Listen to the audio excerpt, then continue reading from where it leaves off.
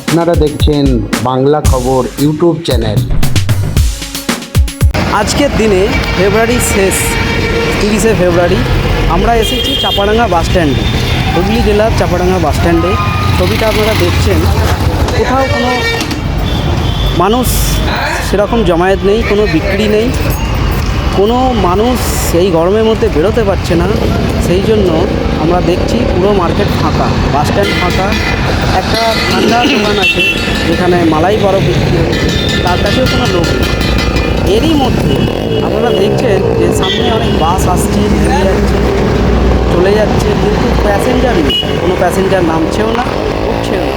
এরই মধ্যে আমাদের ট্রাফিক ভাই যে আছেন, দেখছেন ট্রাফিক ভাই, তিনি তার দায়িত্ব পালন করছেন। এই রোদ্দুরে 45 ডিগ্রি, প্রায় 46 ডিগ্রি ছুঁই তাপমাত্রাতেও তিনি তার দায়িত্ব পালন করে যাচ্ছেন।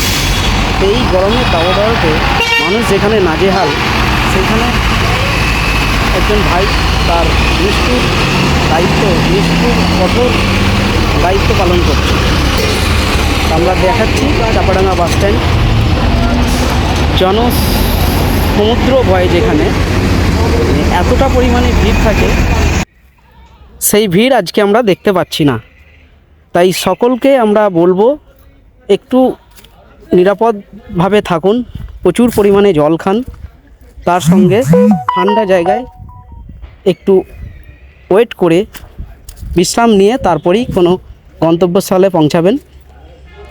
ধন্যবাদ।